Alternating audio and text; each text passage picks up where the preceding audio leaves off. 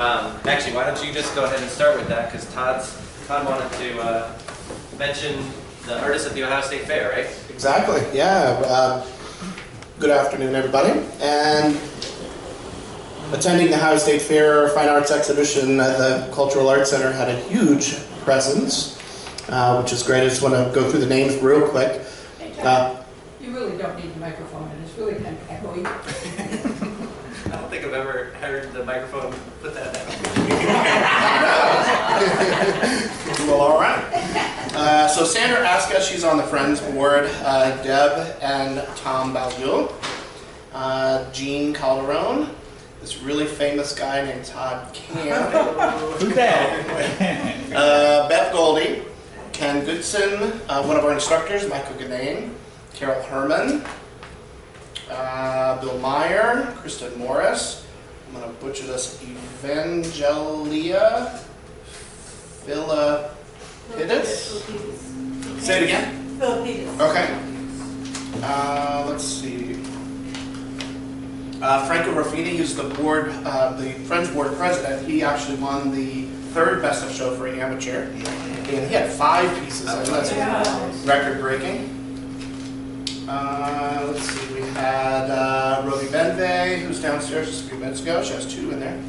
Scott Caputo, which was one of your ceramic students. Cherry Eggiddy, Scott Hanratty, Brooke Solodian, who was one of our students. He has 4 pieces in and won an award. Yeah, he won an award. Carol Pierce, Inga Smith, hooray! Who sold her piece. Oh, really? Good for you. Good. And Pat Howard, you just mentioned. Who is it? Pat Howard. Pat Howard. Yeah, I knew there was going to be somebody in here for sure. Yeah, there she is, right there. I'll mark this one down. Pat Howard, right there. Good. All right. We're going to do some recognition on a slide on the TV downstairs. So congratulations to everybody. Cool. All right. Awesome. Well, the Cultural Arts Center really produces a lot of talent. I'd say more so nurtures a lot of talent. I tell all of my students when they start that our classes are very individually driven. So what we do here is we give instruction on the material and maybe sort of boost your creativity a little bit. But this is all a way to get around saying that our speaker today, Linwood Nichols, he goes by the grouping as an outsider, as a self-taught artist. He's been taking class here for 5 years. The last 3, almost 4 of those, he's been in my class on Thursdays. He also takes Saturdays ceramics class. And while that is formal instruction, just in some sense, he signed up for a class. It's really such individual expression that happens here that I still think I watch him teach himself is what I'm getting. I'll come over and try to give him a little tidbit, but you can just see the gears turning as they do, and then what comes out is what we see now in the Loft Gallery. So Lonnie, self-taught artist. I was trying to think about what do I know about him over the past years. You don't get to choose who you meet, but you get to choose who you interact with more and more. And Lonnie's been one of the ones in the studio that I've purposefully seeked out for conversation. He has lived such an interesting life, and it comes out in little drips and drabs. So I don't have a full understanding of the man, the legend himself, but I do know that he has sailed around the world on a boat. I know there was some traveling on a bus. I'm guessing various buses. He's owned property, acreage in Kansas where there was stories of wildflowers and camping in the middle of these flowers. He served for the United States military from 71 to 73 as a soldier in the Army. And I seem to recall some story of that somehow ending in prison. There was a court-martial of some sort. There was he stumbled out of somewhere and then ended up in the back of just for being AWOL, they put me in the clean for a little while. Just a little. Just for being AWOL. Just for being AWOL. Another little tidbit he let slip out. I think he may have been kicked out of high school for rabble rousing of some sort. You were asked to, that was back in the day when you kind of paved the ground for my generation of hippie, my generation of rabble rouser. So I guess I owe you that bit of thanks. What else did I jot down here? Oh, important to note, he has 2 grown children and 1 grandchild who you recently went down to visit, right? Or you're going Next to month. soon. Next month he's going to visit his grandson for the first time in Asheville. Is that where they're? Asheville, North Carolina. Asheville, North Carolina, and that's down where your mother lives down there. Not anymore. We moved her to Savannah, but my ex and my son live there. Okay. So I don't know what he's going to talk about, but I imagine he'll bring up his mother as an artistic influence. I know that she's an artist. Lonnie, as you see, is a painter as well as a ceramic artist and sculptor, and it really is a pleasure to get a chance to see what comes out of such an interesting individual with such an awesome life. All right, I think that's plenty. Okay. Lonnie, please take it away. Okay, thank you. These two I just never before seen. Just came out of the kiln this morning. This is for my grandson. I'm going to go see Linwood Nichols III. So maybe he'll pass it down from generation to generation, because there's pottery they dig up that's 10,000 years old. So maybe that'll be in the family, you know. And this I just got out. This is a plant pot I made. And I just got out of the kiln this morning. It's finally cooled off. Okay, wake up my thing. Okay. See, I became serious about painting in 2006. I'd occasionally sketched but never had time to pursue it. My goal was painting a month, but I could never even come close. Then I retired in 2014, and I've been able to exceed my goal every year. My ceramic interest began in 2012 when I walked past here when they had the Sidewalk Art Festival, and they had that bay door open, and I looked inside and there was just all kind of cool stuff going on. So I came inside and I've been here ever since. I like to go to the art shows primarily because of the influence of my mother, Patricia Leonard Geary. She's an impressionist, and she was invited to a biennale in Italy, and she had a 6-foot by 6-foot dunescape in the governor's mansion in Florida at one time, and there's collectors, and she's had stuff in the museums and all kinds of stuff like that. So that's how I became acquainted with painting, setting up art shows and things like that. If you want to see her stuff, it's www.patricialeonardgearyart.com, and then you'll be able to see her stuff. I believe that imagination and creativity are essential for human growth and well-being of the human race. In the same way it's important to put love out in the universe, I think it's important to put creativity out there. And that's why the name of my show is Imagination, Inspiration, because I want to inspire people's imaginations. Pattern recognition is advanced in humans as a survival mechanism.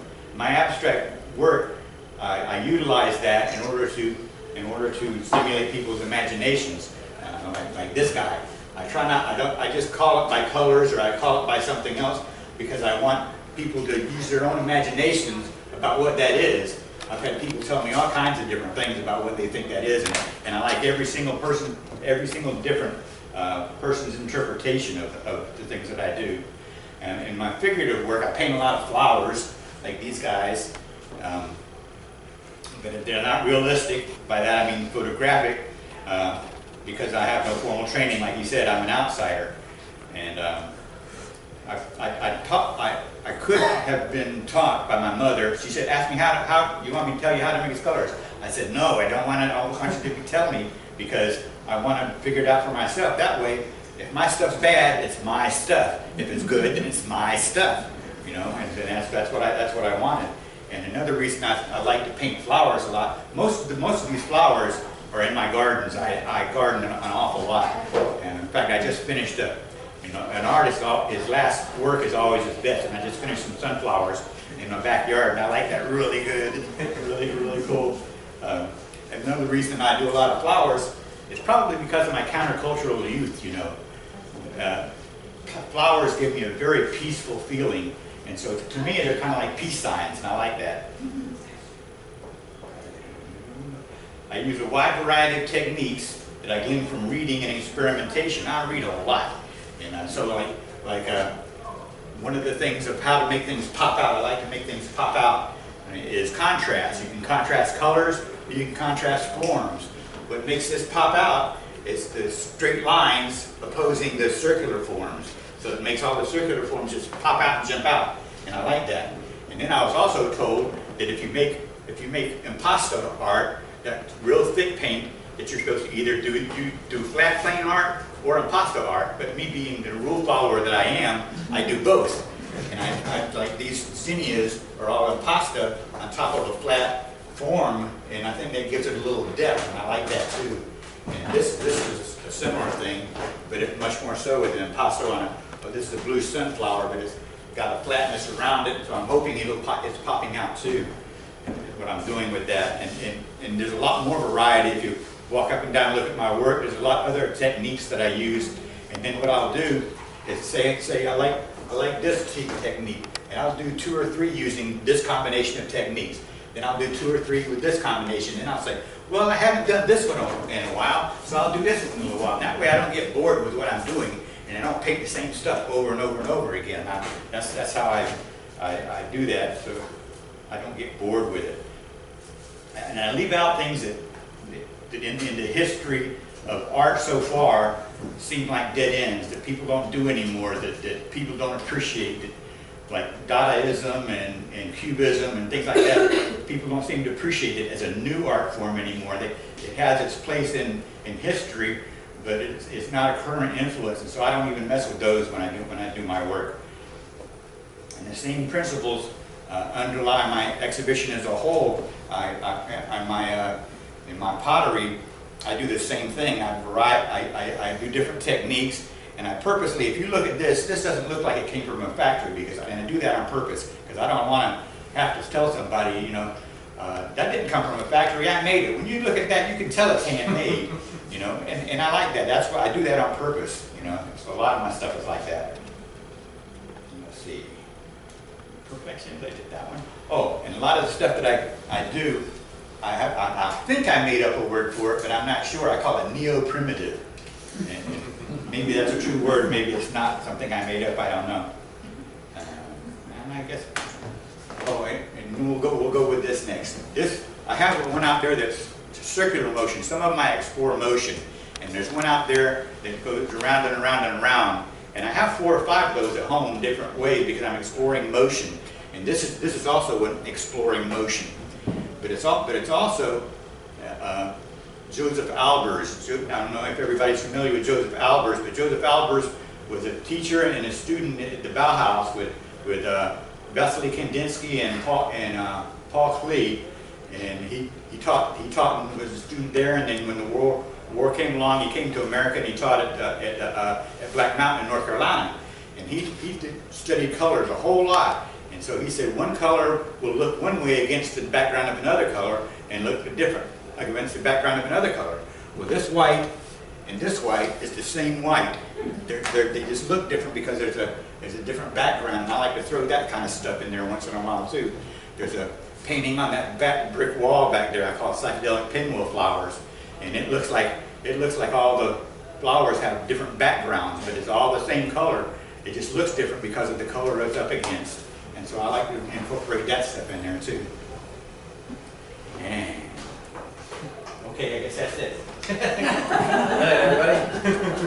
Well, that took a lot. That didn't take as long as I thought. I mean, it didn't take too much. Let's see if I missed anything. So about that picture there, This the one? background is all that turquoise or whatever, blue. You started the whole palette with that color? No. Actually, the white is actually bare canvas.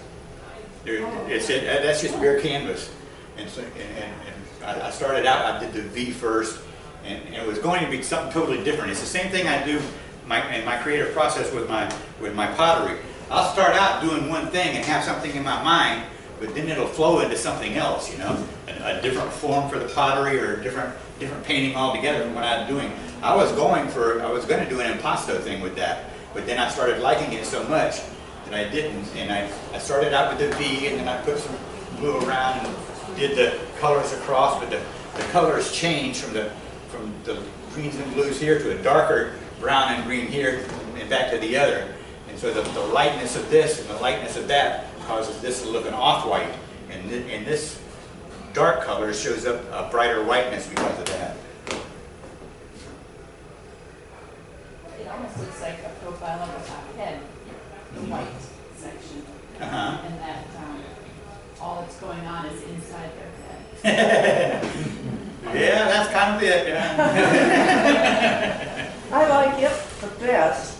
I like the technique, and I like the fact that it goes off the canvas. It continues, and you wonder what's going on after it leaves the frame, while the others are all captured inside. Yeah, well, I have some. Now, all of these paintings continue on the outside. You know, on the square on the outside. This does too. But I bought all these gallery frames just for this show. You know, so some of this stuff. If you go outside and look at some of this stuff out there, some of them aren't in frames at all. Because I want that expansiveness you just talked about, where it looks like it's going off everywhere. There are several out there that are like that. But I framed a lot of these, and sometimes I paint frames on, like I painted this frame on, and I have several that I painted with designs around the side, and just whatever struck me at the moment, you know. Lonnie, what happened in 2006 to make you start painting? Because there's a whole great deal of life before 2006. Well, I was too busy. I was just really busy all the time with life, you know, with having to work, and when you work and you try to garden, because I'm an extensive gardener, my daughter and I bought 1/8 of an acre in South Hilltop, and on that 1/8 of an acre I have blackberries, blueberries, strawberries, raspberries. I put in a plum tree, a peach tree, an apple tree, an apricot tree, and it's already had a pear tree. Plus I have flowers. So when I'm doing that and I'm working full time, I don't have time to paint a whole lot. That's why I couldn't get in one a month, you know. And I tried and tried and tried, but when I retired, now I got plenty of time. I either do art or I do my gardening, and I don't invite people over because I don't do housework. I have a bachelor pad, you know. But that's why, because I was just too busy, and I worked for Netflix. My last the job I did before I retired. That's how I gained enough money. My daughter and I bought a rehab house, and we're fixing it up, you know, as I go along. Or I'm fixing it up as we go along, and so we own it, and we don't have to. I don't have to worry about it because my Social Security isn't much. My lifestyle didn't lend it to a lot of Social Security, so. I ride the bus a lot, you know, and do my art. That's my whole life, and I like that. Can you do you remember any interpretations of the center one, the top one? You said everybody interprets it differently. A singing snail with a microphone, or some kind of knife blade, or I once made one of the first kinds that I made was a big vase. And it looked like a garlic ball, you know, with the indentations and stuff. And the first interpretation I got from that is it looked like a bunch of rear ends. I said, I like that. That's fine. If that's what you see, that's what you see. That's fine. I like to inspire people's imaginations. And so a lot of the stuff out there is like that. There's one out there that has looks like a badminton birdie on it. But and that's what I saw, a badminton birdie, or it could be an Aztec Indian headdress, and one woman told me it was a spaceship coming down to a planet to protect it from that amoeba-looking thing beside it, you know. And that's fine. I like all of those interpretations. I don't do that to be a specific thing. I do that because I want people to imagine things, you know. And I think that's good for people to imagine things. It's good for your life. It's, you know, because you can imagine ways out of your problems, and you can imagine ways to do things. You know, if you have a fertile imagination. So I think that's a good thing for people to have. And so I try to encourage it. Yes. I have another interpretation of it. It looks like a lapel pin, and then you devise a new cause with the orange and the green. Oh. Okay. You know, people wear lapel pins for some cause. Yeah. Like all the colored ribbons and stuff. Yeah. I have an interpretation. Okay. The bottom circular part is a free living under the screen, and the top part is society and the culture. making you conform. That's It's reaching out to get you there. Yeah. Now the unrestrained is much bigger, isn't it? I think it looks like a singing snake. Singing snail like that interpretation. I got an interpretation, man. It looks like a safety pin and a music note. Safety pin and a music note. That can be good. You can go off in all kind of ways with that, man. So I got another question for you, man. Yes, sir. One thing I've been dying to know. Uh-oh. Linworth, not Leonard? Linwood Leonard Nichols. Okay. Okay. My name is Linwood Leonard Nichols. Okay. I made up mine. Okay, there's a Leonard in there. Okay. Yeah, I yeah. thought it was just Leonard Yeah. Nichols. Okay. Leonard is my mother's maiden name, Patricia Aileen Leonard. Oh, okay. And I'm Linwood Nichols, Linwood Leonard Nichols. My son's Linwood Nichols, Leonard Nichols, and his son's Linwood Leonard Nichols. So that's three of them. My father was Linwood Waldron Nichols, and his father was Linwood Harmon Nichols. Wow. So there's a whole mess of us. You're almost tied with me there. You know what? You're almost tied with me. There's 5 Nelson Wilson, so. Oh, that's cool. I'm the 5th. You're the 5th? Yeah. Cool. So we got something in common. Yeah, there you go. A whole mess of us. There you go. Yeah. I have a question. You might have answered it before I came. So did you do art when you were growing up? No, I was around art a lot because my mother's an artist, but I didn't. Occasionally I would sketch and draw things. When I draw, I do things very realistically. I do a lot of the details and things. And my mother would always, since she's an impressionist, she'd always say, "Loosen up, loosen up." I said, "I can't, Mom. I'm as loose as I can get." I'm a Virgo. I'm a very organized person. I have to do that. But when I paint, see, like this is detailed, and I purposely left the details off of this. Like I could have put veins on these leaves and stems and all that kind of stuff, but I purposely left those off, you know. So I've always been around art. I just never started till late in life. So I didn't have the time, you know. So kind of back to Eric's question. Yes, ma'am. You didn't do any art from a child and through No, adulthood. no. But in No. 2006, you picked up a paintbrush. Yes. Or whatever. Yes. What inspired you to do that day? I decided I wanted to do it. I said, I want to paint. I want to, you know, well, the influence from my mother, I suppose, you know, she does all kinds of different things, and she's semi-famous for it, and it's always very interesting, before I moved here 10 years ago, I lived on a sailboat, and I'm a single-handed sailor, so I'm not really gregarious. I've lived on my street for 4 years, and I say hey to my neighbors, but I don't know them very well because I'm very, and art I can do by myself and enjoy it, and just be pleased as punch and not have to worry about anybody else, you know. Do you remember what the first painting was that you did? I probably still got it, but I don't. I have one painting. It's not a painting anymore. It's about almost 5 feet tall, and it's this wide. And what it is a lot of my first paintings chopped up and put there in sections, and then thick black paint put in between. With like one tree, I cut in half and moved over and put another one in between. So there are pieces of each one around like that. And that's where all my old stuff is, but I don't remember which one was which. But like I said, now I produce at least one a month, you know. And since I've had this show up, I've got 2 more, you know. So I just keep doing it because I enjoy it so much, you know. Yes, ma'am. When I was out earlier looking at things, I didn't notice really any names, but I thought, did the same person do all of these? Because the styles really are very different. And then I realized it was all one person. So my question is, when you get ready to do a piece, do you think, well, today I'm going to do X style, or does it just sort of take over? Yes, I do. Because when I do my flowers, I'm trying to make them look like flowers, and so I pick a style. Like this is a plain background, plain flat background, and I do that sometimes. Like my sunflowers that I just did, they're not the yellow sunflowers, they're the sunflowers with that burnt red color on them. That's the kind of sunflowers. But I did it with a flat background, and so I deliberately choose to do it in that style.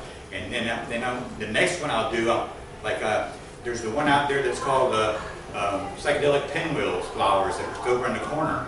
Well, the next one I'm going to work at, and it's all flat. It's all flat plane. So the next one I'm going to do is going to be like that, only in impasto. In impasto, I'm going to do it real thick and lots of swirling colors to try to get the movement and stuff out of it.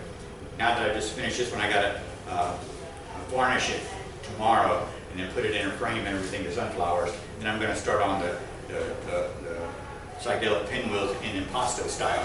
And then sometimes there's another one out there with this kind of scrubble background to where it's supposed to read it as mulch, you know, and on the background there. And there's another one out there with a couple of flowers from my gardens on it too. And it's a big one out there. And this one, when I started doing that first pinwheel flower, I had in my mind to do it in impasto like this, but it came out flat. And so that my daughter said, "Looks like pinwheels." And I said, "Okay, it's like pinwheel flowers." But my next one is going to be in this style, but lots of swirls and bigger. So I just figured I just. That one doesn't even remind me of a flower. It looks like some other organic thing, maybe something from the ocean. But I wouldn't necessarily name it. Yeah. Because you can let people. Well, I named it that because this center is when a sunflower is first beginning to bloom. That's what the center looks like of a sunflower. But you're right. There is no blue sunflowers, and it really doesn't look like a sunflower. I just call it that. So it could be an anemone, and that's what you're talking about. The little deals in the ocean that do that. I live on a sailboat. I've seen those a lot. But that's it. Huh? The center of a sunflower, when it starts to bloom, it kind of opens up like this. That's what I thought anyway. That's what I did. Yes, ma'am. Well, I'm thinking that from where I'm sitting, your zinnias just look like they're growing out of this pot. And the colors go together so well. And then I'm looking over here, and your grandson's pot goes with that one up there with the swirl colors. So I'm thinking you should sell them together. Well, that's why. Yeah, I have a bowl. Let me show you this one here. Yeah.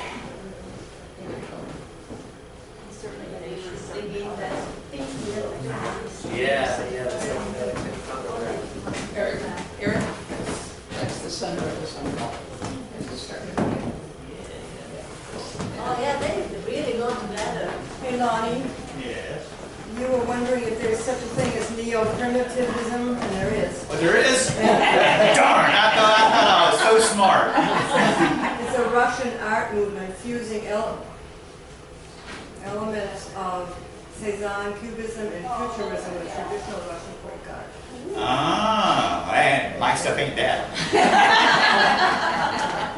But see, I have some realistic roses out there too, but I also have these kind of roses that I do, and they're a similar thing. But like you said, they look like they could sell together, which I got them out there close to each other. So if somebody wants to do that. Now this is one of the few things that I did that has a meaning. And the title for this one is form is emptiness and emptiness is form. That's a Buddhist saying. And what it says, what you got there, you mentioned pinwheel flowers. Up there. You see, that's the one that, see this color between here looks different than that one, but it's not. It's the same color. And it's because Joseph Albers says they look different. This one looks greener and that looks bluer, but it's not. It's the same paint. But anyway, back to this one. What the Buddhist saying is that form, which is this reality, is empty, and emptiness in Buddhism has a specific meaning. It's not empty like an empty bucket. It's empty of a specific characteristic, and that specific characteristic is permanence. Is reality. There's no such thing as this isn't a permanent thing. This isn't a permanent thing. That's not a permanent thing. Everything is a product of a lot of things put together. You know, we're a product of our parents. Our body is a product of growth. You know, so that's what that means. But it's a pretty picture. So that's good enough. But that's what I meant by it anyway. You know. Where did you sail? I bought a 26-foot Pearson in Norfolk, Virginia, and I took it 1,180 miles on the Intercoastal Waterway. Took it down. Are you familiar with the Intercoastal Waterway? The Intercoastal Waterway they made during World War II, so they wouldn't. Our shipping wouldn't have to go out into the Atlantic and get torpedoed. And it goes from Maine and it goes down. It's an inland waterway, and what they did was they took all the rivers and all the bays and things, and they connected them with canals and ditches and things like that. And in the case of the Dismal Swamp, they have locks. But anyway, you can go inland all the way from Maine around the tip of Florida and all the way to Texas. You can do all that. And there's a section. There's a thing called the Great Loop that a lot of people do. And just the Intercoastal Waterway, 28,000 boats a year go up and down like snowbirds. You know, in the wintertime they go south, and in the summertime they go north.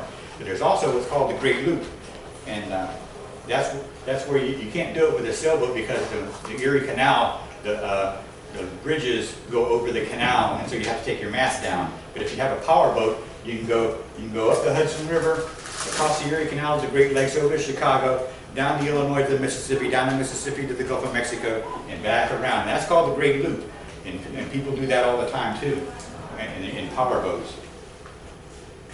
How long did you sail? How many years? 4 years. I lived aboard for 4 years. And just on the wind, or did you have a motor? I had a motor. I did 1,180 miles an hour at 4 miles an hour.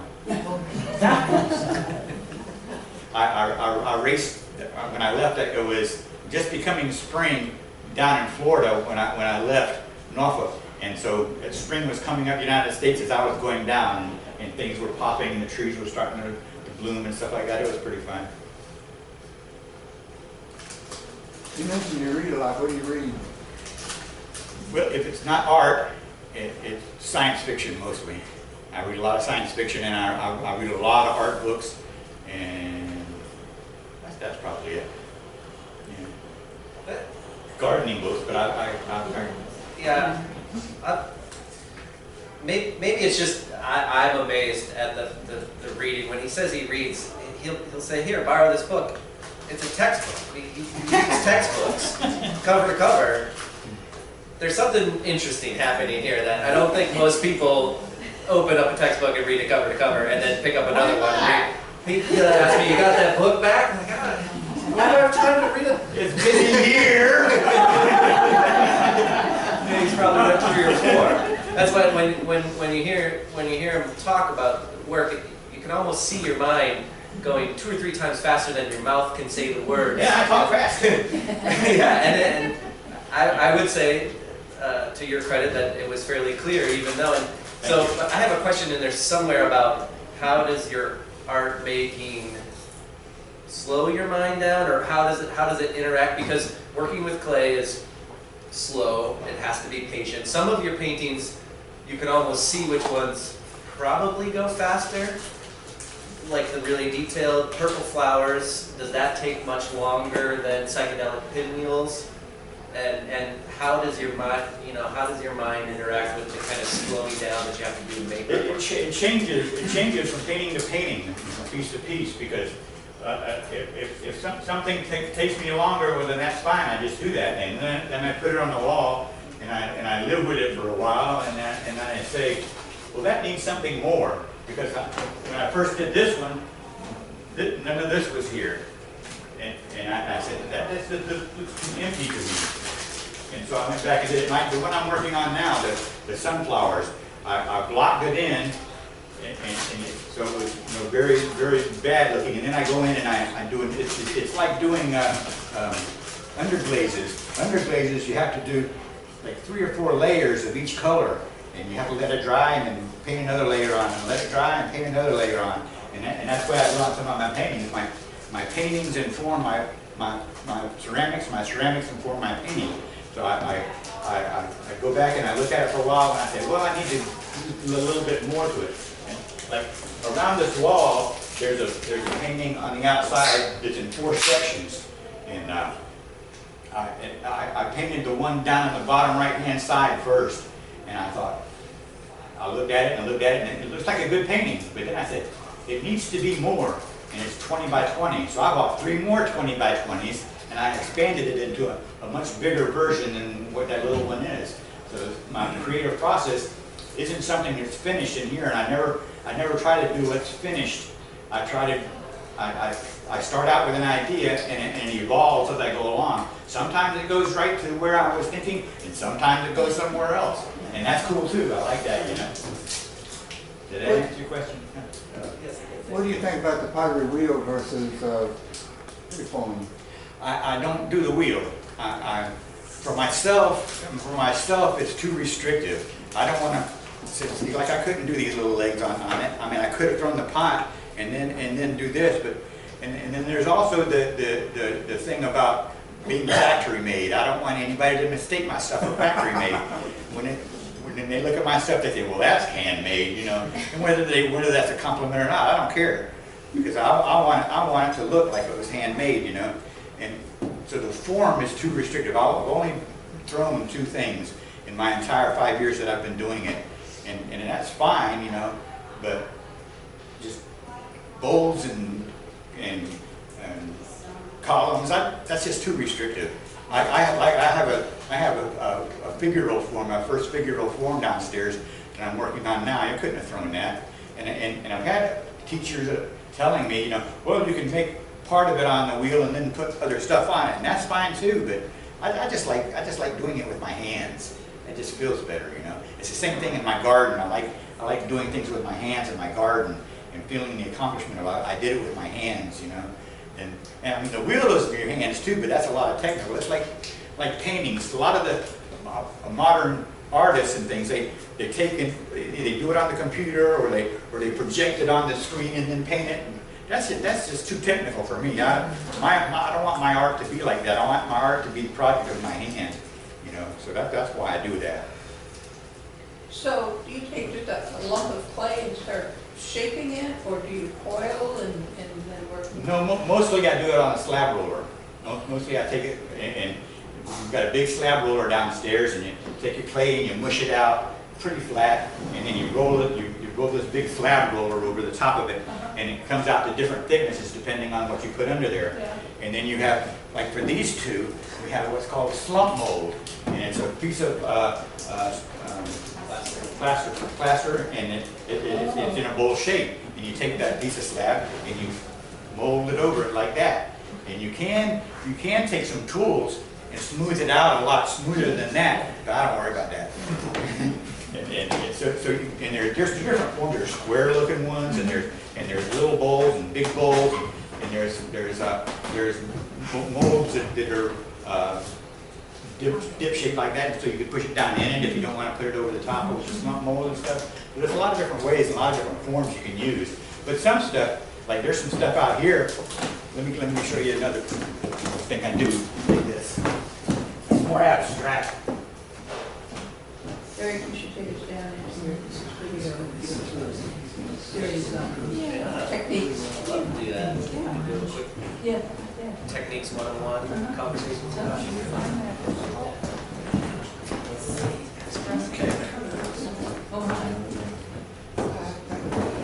Now this I call them scrap sculptures. When I have that big flat piece of clay and I cut something out to make, well then what's left over I make a sculpture out of. Now this one I call man-made and natural. / natural, because a lot of people's concept of man-made, they say man-made things aren't natural. But to my thinking, it is, because it's part of the world. So they're part of the same thing, and so that's what that's saying. And then I do a lot of these forms. I'll take a big slump mold, and I'll cut the same thing with this. These are made out of strips of rolled clay, and you know what a lap strake is? It's a way to build boats where you put a piece of wood here and a piece of wood here and a piece of wood here, like the siding on a house. Well, that's what this is. I built that up like that, and then I carved the corners off to make it look rounder. But I also take those little pieces of slab roll, and I take a curved mold like this, and I just put them over the top like this, and put them down here. And I call these use your imagination stands. There's 4 of these out there, 4 different ones, because you can take and put a plant bowl on top, or put fruit inside, or whatever you want to use this stand for. And I've got 4 different ones like that, so I do different things like that as well. Is that stoneware? Yes. One of the ways you're handling it. Mid-range. Well, you're handling it, I thought it probably was. Oh, because I'm not a very delicate person. Well, That's why I don't load the greenware, because I'm not delicate. I do that to the more delicate people. Greenware is on fire clay. Yes, yeah, yes. You mentioned that you have like a fixer-upper kind of house, you're working on it. Are you including colorful or like stoneware or ceramics? Yes, don't have them with me, but I have tiles. I have 2 tiles for each, with the risers of each step on my stairs.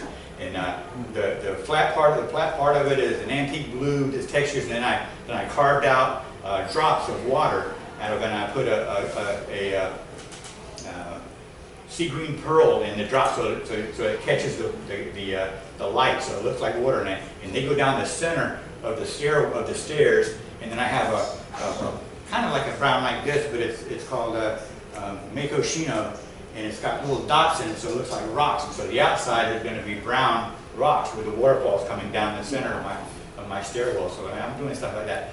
It's taken me almost 2 years to make all the tiles, but I've only got 3 more of the brown ones and 2 more of the water ones to make, and then I'll have all the tiles I need. I needed 28 of each for the stairwell. So I'm doing stuff like that as well. Yeah. And I told my daughter when I pass, and she can give tours and make money like that. Tours from the crazy guy who did all the tile work at the house. You know? I own one of your square cups. I'm the proud owner of. Thank you. And when I plenty more out there if anybody wants it. And it has been a very nice conversation starter about every time I take it out. Well, that's a design thing too.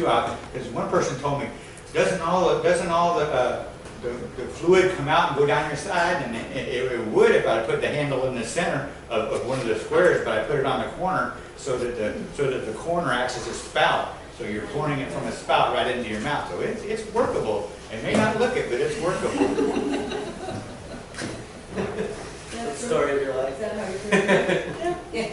That's one of the main comments I get. Isn't it going down? No, look. You gotta have the right design. All right.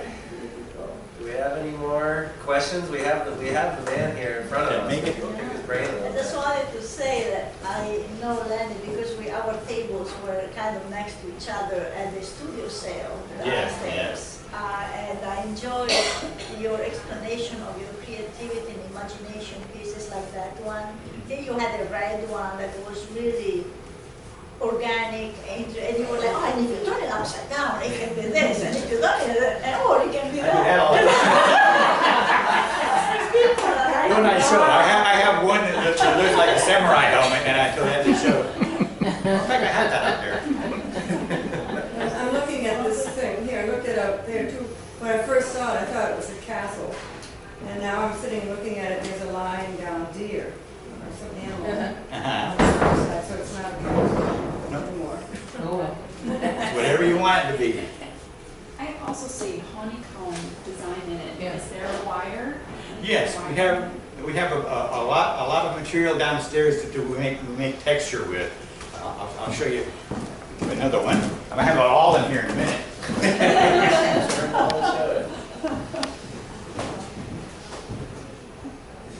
You can see why he's good conversation. Yeah, I've got this texture here. That's a gutter guard. So when I put it on the slab roller, I put that gutter guard on top of it and rolled it over it, and it mushed this design into it. And then I took a little tool to make sure I had it all nice and even and the same. And then I took underglazed, and I put the turquoise up here, the lighter blue down here, and then I put the lighter blue between the turquoise and the turquoise between the blue, trying to get some depth in there. So this one's called Tree and Flowers, and that's the realistic side. And that's the Tree and Flowers abstract that's on the back like that. But yeah, we have all kinds of a big pile of stuff about this big with all kinds of different textures that you can mush it into clay and make designs, any kind of design you want. You know, letters you could use letters. There's letters and just all kinds of things you can use. And that's what I do. That's some more. There's some more of this. Got a garden there. But yeah, that's supposed to be buildings. The little squares are waffle looking. I'm intrigued by your stairway that nobody will ever see until you're gone. What was your thinking about that? Oh, I'll take pictures of it because everybody says, oh, I got to see pictures of it when you're done. Everybody, because I've been doing it for 2 years, and everybody sees 1 or 2 tiles dribbling by every once in a while, you know. Because the teachers told me don't overwhelm us with the cutout stuff, you know. So I only do it very slowly, which is fine with me, you know. I'm a patient fellow, and so it'll be shown after a while.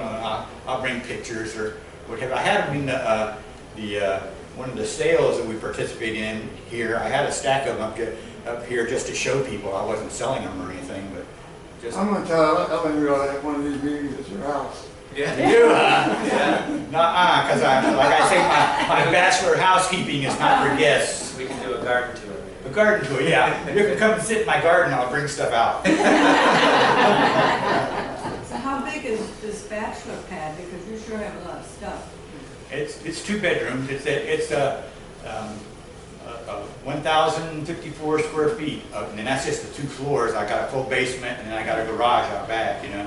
But I just bought some shelving to put downstairs to put my artwork on while I'm